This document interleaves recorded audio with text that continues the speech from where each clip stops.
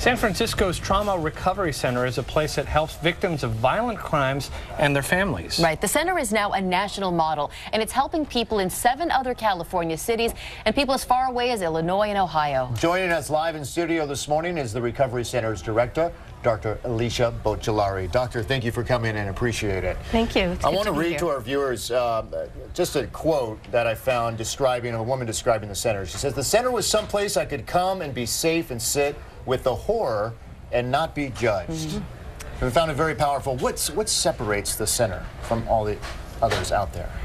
So the Trauma Recovery Center provides a whole array of comprehensive services.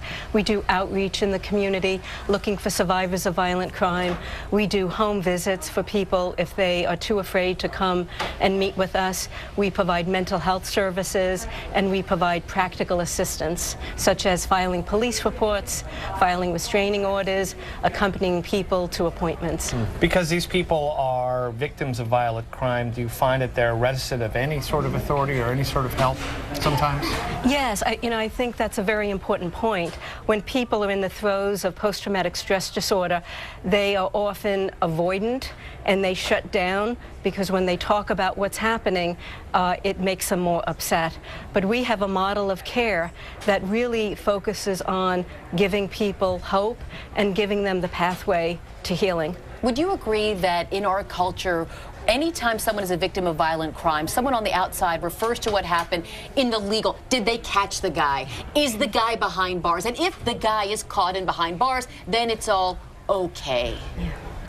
Absolutely, and the reality of it is that violent crime has a devastating effect on individuals that ripples into the community, and it does take a long time for people to recover unless they get timely, effective treatment. Have you ever had someone who recovered so well that they decided that they want to help other people of violent crime, so people who have come, you've helped, and then in turn are helping other people?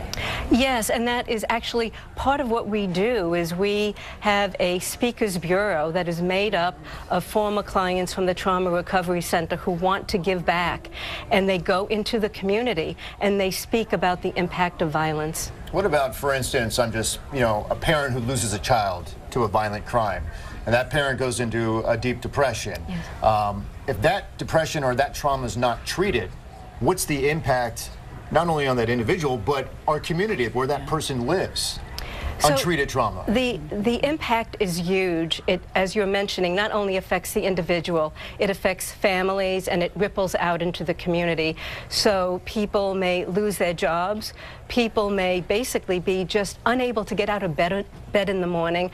People can cycle into bankruptcy. People may have a difficult time fully engaging in every aspect of their lives. How are you taking your model nationwide? Well, so the model right now is actually being replicated in 10 other cities in California, and 5 cities in Ohio, and Michigan and Illinois will be creating a number of them over the next year. And this is an effort that a lot of people have been involved in, and I think, a day doesn't go by when we're not bombarded with the images of violence. Garcia mentioned that, we often wonder about whether the perpetrator is caught. If they're not caught, do you have, this is a safe place? In other words, that person couldn't come back. They have security, I imagine, is pretty tight there?